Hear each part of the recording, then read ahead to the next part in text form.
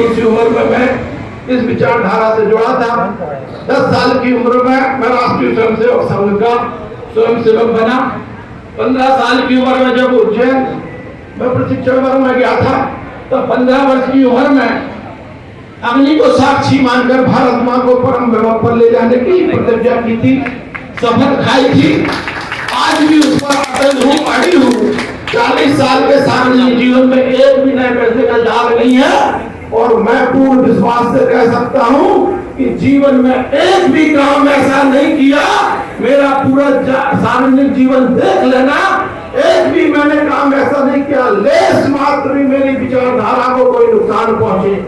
तो इस भाव से लेकर निकला हूँ।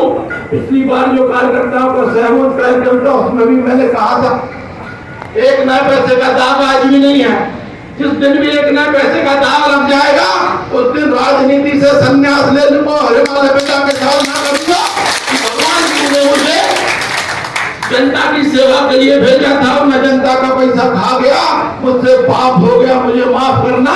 अगले जन्म में इतनी शक्ति देना, इतनी मन बुद्धि देना, इतनी सद्बुद्धि देना कि ऐसा पाप ना हो।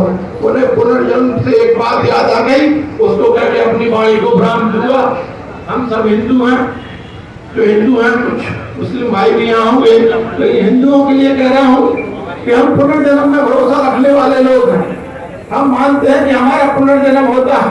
विभिन्न शास्त्रों में लिखा है, भगवत गीता में भी लिखा है कि हमारा पुनर्जन्म होता है। 84 लाख योनियों में हम लोग घूमते हैं और मनुष्य जीवन मिलता है। आज नरेंद्र जी शिवाजी पटेल के परिवार में जन्मा है, तो मेरा कर्तव्य है कि उस परिवार का नाम रोशन हो, उस परिवार में सुख समृद्धि ऐश्वर्य हो। परंतु आवश्यक नहीं है कि नरेंद्र का अगला जन्म शिवाजी पटेल के परिवार में होगा।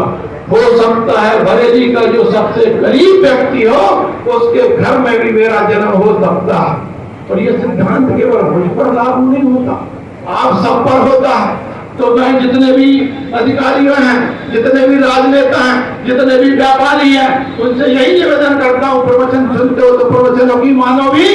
अगला जन्म कहाँ होगा ये पता नहीं है, तो हर परिवार सुखी हो इसकी चिंता करो कि भगवान जहाँ भी जन्म दे वहाँ पर हमें कोई कष्ट ना देना पड़े, अभाव ना देना पड़े।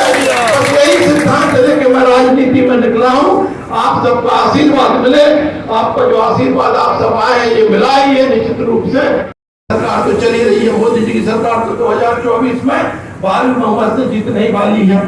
लेकिन अभी भारतीय जनता पार्टी के आदरणीय राष्ट्रीय संगठन मंत्री जी आए थे उदयपुरा में, जयप्रकाश जी, वहाँ पे हमारे मंडल अध्यक्ष जी भी थे, तमाम हमारे पार्टी के पदाधिकारी थे। उन्होंने जब एक बात कही, तब मेरा भी उस बात पे ध्यान गया कि राज्यसभा में हमारा बहुमत कम पड़ता है, उसमें भी हमारे सांसद होना चाहिए।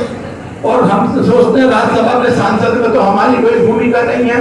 यदि विचार करो तो राज्यसभा के सांसद को चुने जाने में भी हमारी भूमिका है, क्योंकि आप जिसको विधायक बनाएंगे वही जाके तो राज्यसभा के लिए वोटिंग करेगा।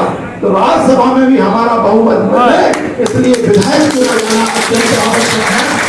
यही प्रार्थना आपसे करता हूँ, जो मुझसे गलतियां हो गई उन्हें क्षमा कर देना, और मेरे कारण भारतीय जनता पार्टी को नुकसान मत पहुंचाना।